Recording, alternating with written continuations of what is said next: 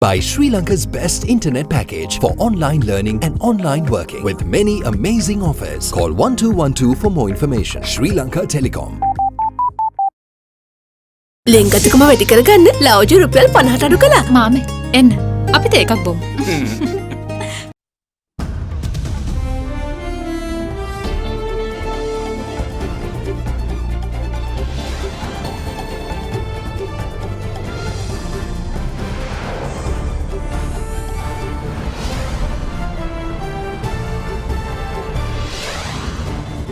Tonight, searching questions. Former Commandant of the Police Special Task Force asks why the STF was kept in the dark prior to the Easter attacks. An encouraging step. Ocean strainers to save oceans from Sri Lankan plastic waste. MIPA has planned from 2021 to 2025 to put up 75 such floating strainers across the island. Recognition.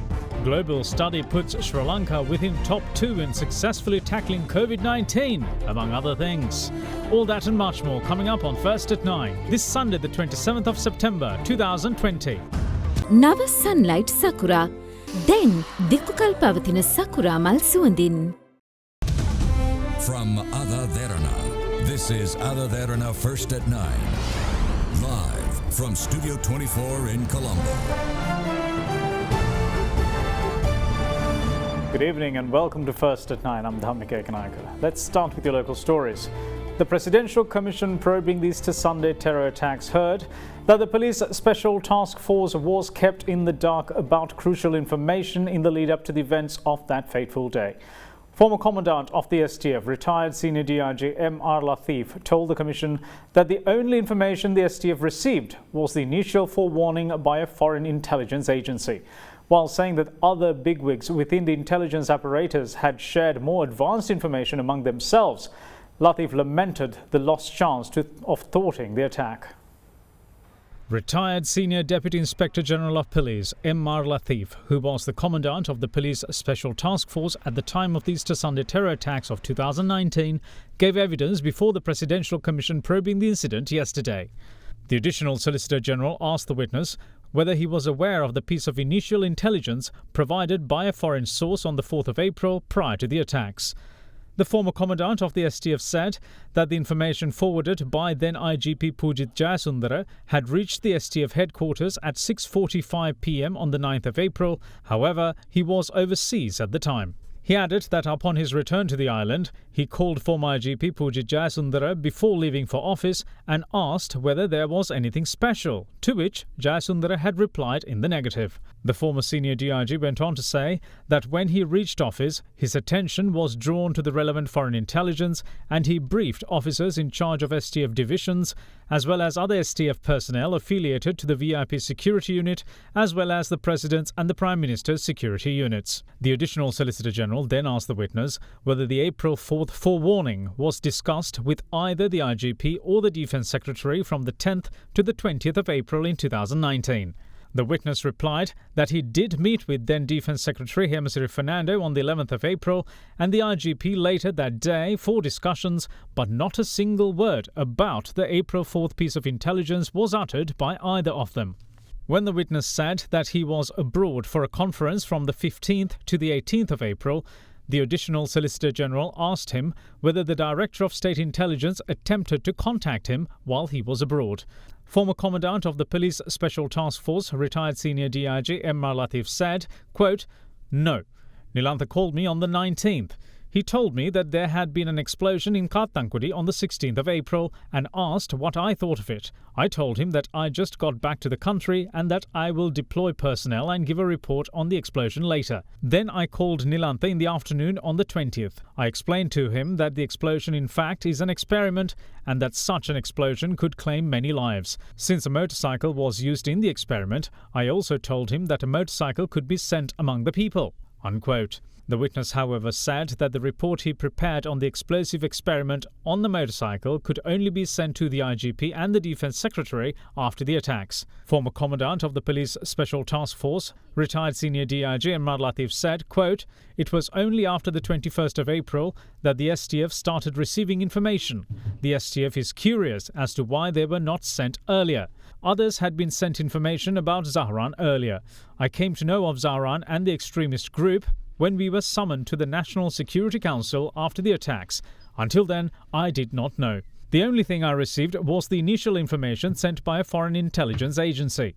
That letter contained limited information, but much more information had been shared between the State Intelligence Service, the Chief of National Intelligence and the IGP, including the name of the terror cell, their connections and their movements.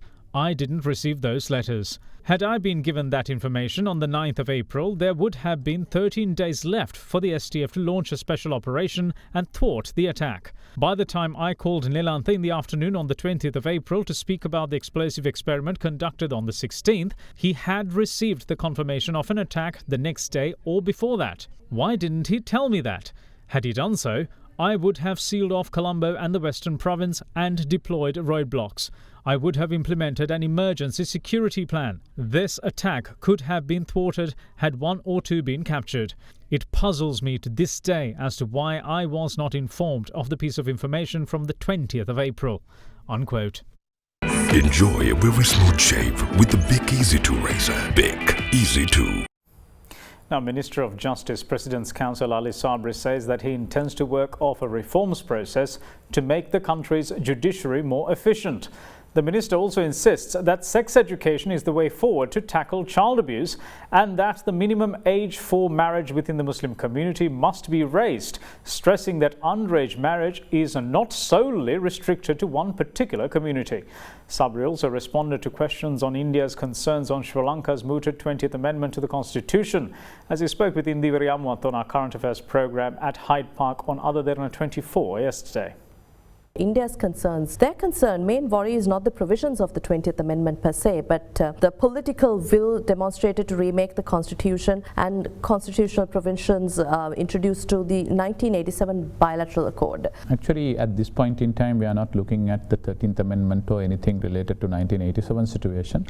So you mean to say there should be no concerns by India as our closest neighbor? Actually, this is our internal affairs of the country, of constitutional making. So in fact, in this, we are not even discussing the 13th Amendment at all. So there are no undue concerns at that. I would say that we should be able to do what we want to do. The people have faced severe injustice, I would say, as a result of the system in place. Sometimes on average, land cases take about 20 years to be solved. What will be your first step in this regard? There are possible solutions. So some of those solutions through laws reforms, some of the solutions are through infrastructure development, some of the challenges is to bring the new technology into the system, so it comes at a cost. So we are looking at multi-pronged strategy, how to improve the situation. I am here precisely for that. Unfortunately, we have just 15 judges for 1 million people in this country, whereas developed countries have about average 200 judges for 1 million people.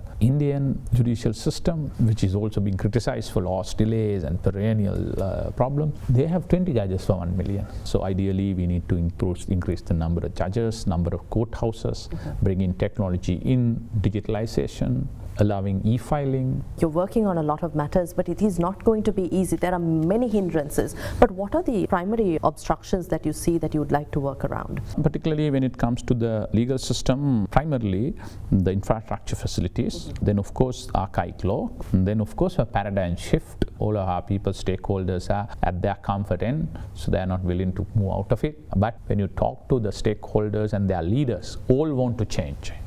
So we have had good discussions and all those things. For example, one of the department which comes under me is Government Analyst Department. In 2015, they had 6,700 samples come for dangerous substance, that is all drug-related stuff. In 2019, they had 16,000 samples coming.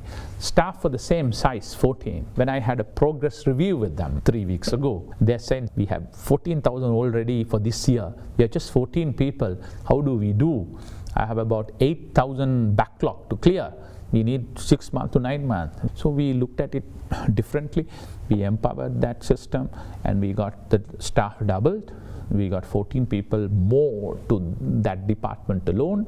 Then we spoke to Secretary Defense and he assigned some of the others who have been working for Dangerous Drug Department, 10 of them. And they're working now 2 shifts from 4 to 10 also, some of them, they take turn. So within 3 months, they want to bring down that black clock. There's also a key concern about child protection. We also look at laws delays where cases pertaining to injustices caused to children drag on for years and years and years. We are looking at setting up special court so to function in camera so that you don't damage the child's privacy or his or her future. So that's one side of it. Speaking for myself, I would like a different approach to prevent this. So I feel sex education is also a must. You must educate our kids. What are their rights? What are the limitations? And then there are vulnerable segments in the society, particularly children whose parents have migrated or migrant workers in some other countries and all those things. And there has to be a safety net to look after them. So it's through 3 processes. One is social justice and a safety net. Other one is education, both the parents and the kids. Third, good legal administration and enforcement of legal remedies, including setting up special courts. Will the Justice Ministry be working with the education authorities in terms of setting up a process where this is included in school curricula? I don't mind doing that. Again, it's a matter for the Education Ministry and the Child Protection authorities. I'm meeting them. That's one of the priorities I'll be raising with them. From the Bar Association, when we were in the Bar Association, we were advocating that law should be taught to the students. So I think a policy decision has been taken to include law as a subject for O-level and A-level students. So similarly, some sex education for the kids from probably grade 6 onwards or something, at least to start with. We spoke about the Muslim Marriages and Divorces Act. We talk about one law, one country. How are you looking at this aspect? As far as this Muslim Divorce and Marriage Act, I've already started the consultation process. I've already started the powering the legal division of the ministry in order to prepare a concept paper. So there are areas we are looking at it, particularly raising the age of the marriage for Muslim girls. It doesn't mean that only the Muslim girls who get caught or get into marriages or get into relationship and bear children prior to 18. That's a common problem. But in the Islamic Muslim law, you are lawfully permitted to do that. So I'm looking at reforming that. We will see you shortly after this break. Stay tuned. Ceylon Bank, the bank with a heart.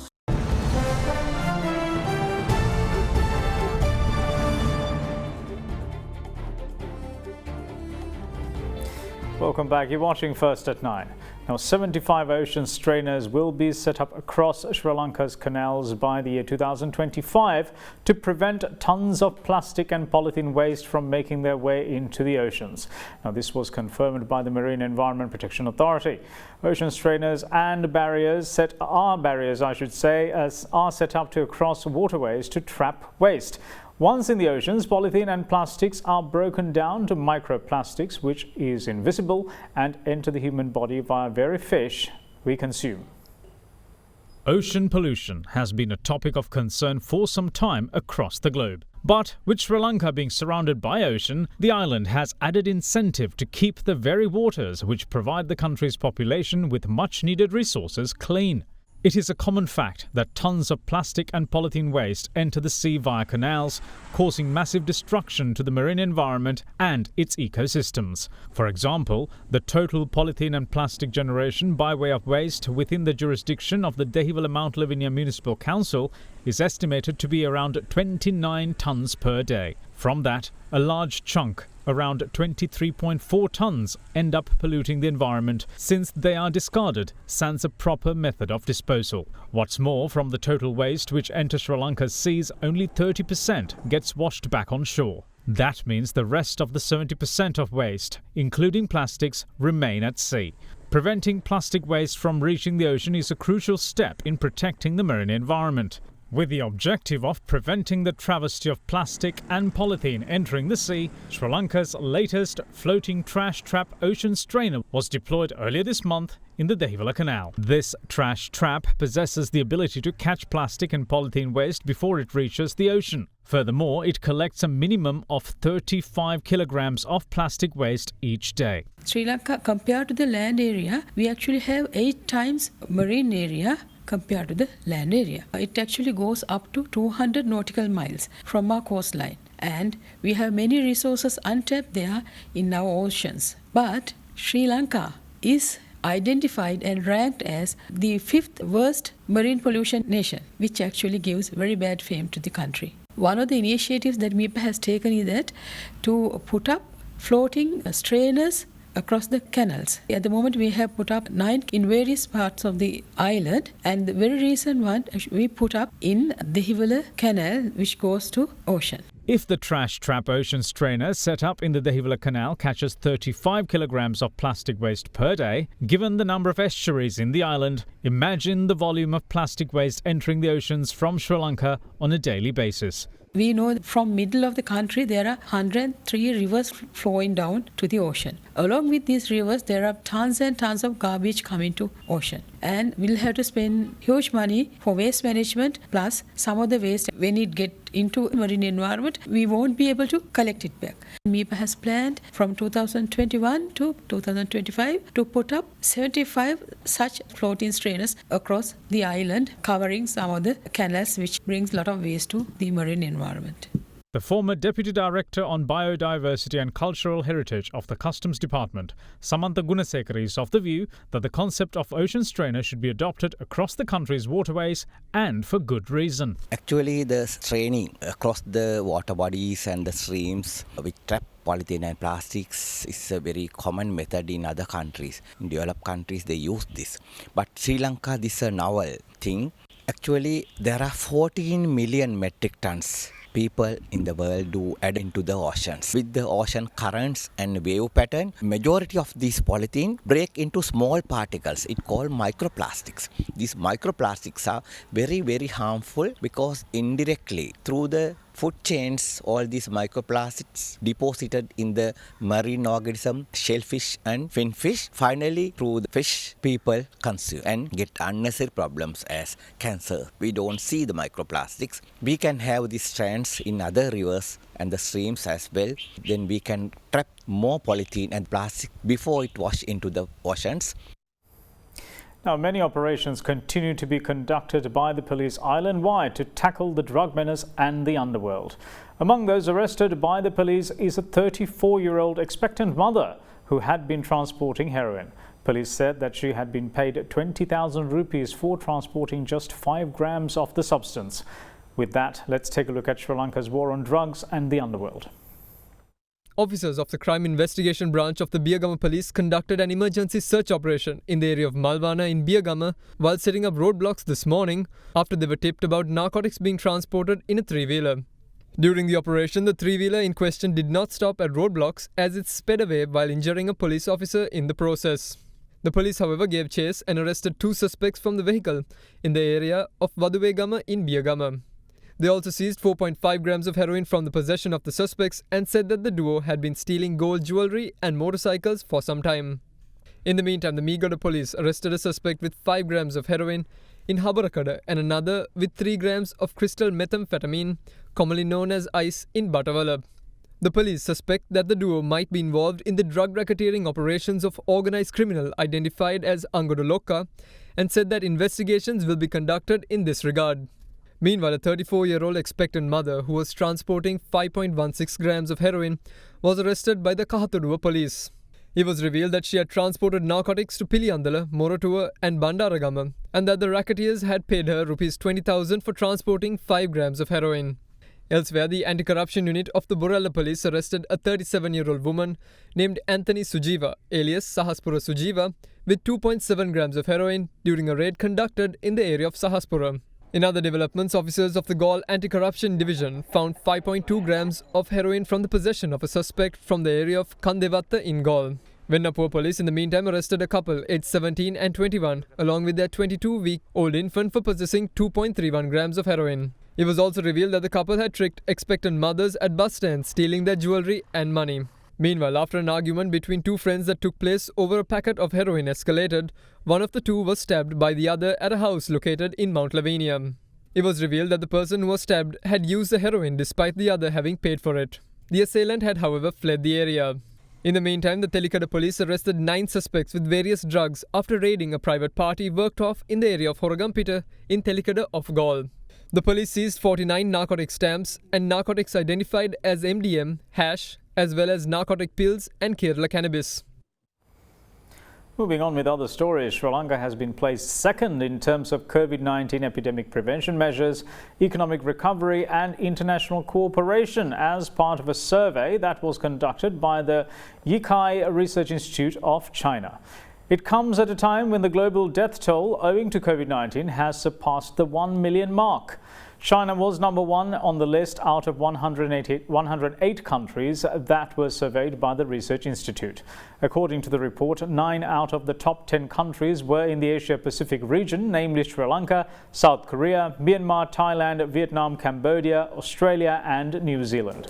Germany was the highest-scoring European country, coming in 23rd, with Austria, Greece and Switzerland also among the countries of better performance. Now, the US and Brazil, both countries with leaders who initially downplayed the problem and with lower levels of cooperation by the public, rank 98th and 89th respectively on the list. The Research Institute used SEIR epidemiological model to predict the state of the pandemic in different nations, classing them as either susceptible, exposed, infectious, or removed, and its own self-developed social network-based virus transmission model. Countries that had the outbreak under control in its early stages and then saw new clusters emerge all had more than 1 new infection in July, thus indicating that consistent epidemic prevention and control measures are essential.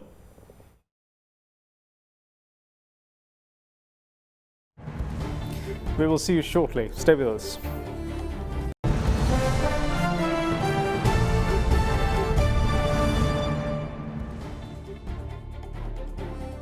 Welcome back. This is First at 9. Now, opposition leader Sajith Premadasa said that parliamentarians of the government have become slaves, abandoning their conscience in their backing of the 20th Amendment to the Constitution. He made these comments during his visit to the Sri Vivekarama temple in Polonnaruwa. Opposition leader Sajith Premadasa called at the Sri Vivekarama temple in Abanganga in Polonnaruwa and engaged in religious observances.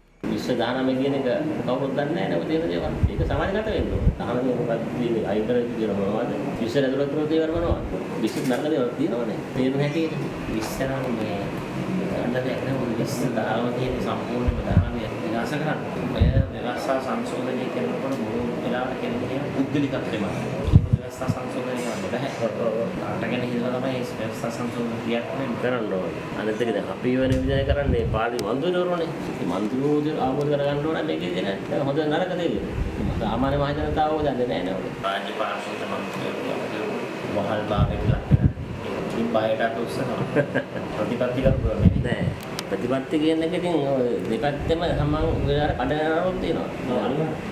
කතා කරලා තියෙනවා සමග ජනතාවගේ විදිහට සහාය දුන්නේ කියලා. අපිට කොහොමද කතා කරන්නේ? අපිනේ විශ්ව පරාජය කිරීමේ ප්‍රමුඛයන් හැටියට කටයුතු කරන්නේ.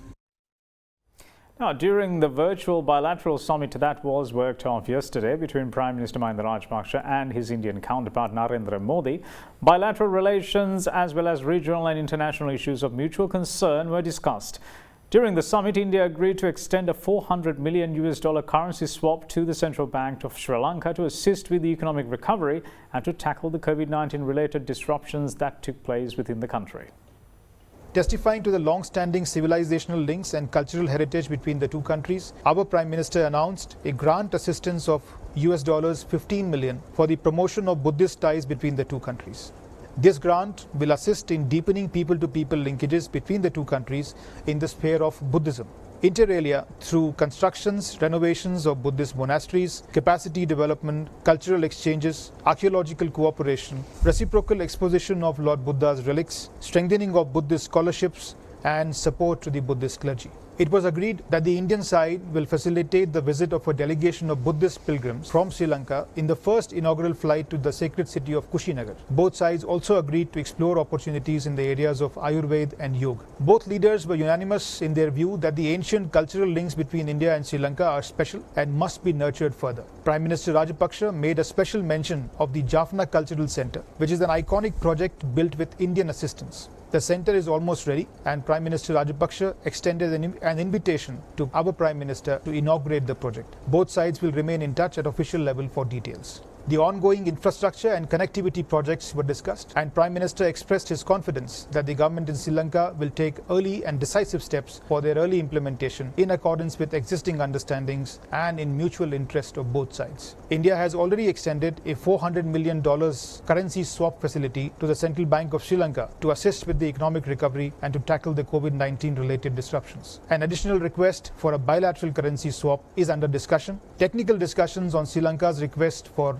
deferment of the debt repayments are also going on. Prime Minister called on the new government in Sri Lanka to work towards realizing the expectations of Tamils for equality, justice, peace and dignity within a united Sri Lanka by achieving reconciliation nurtured by the full implementation of the constitutional provisions. He emphasized that full implementation of the 13th Amendment to the Sri Lankan Constitution is essential for carrying forward the process of peace and reconciliation. And that's it from all of us here at First at 9. Thanks for watching. Bye-bye.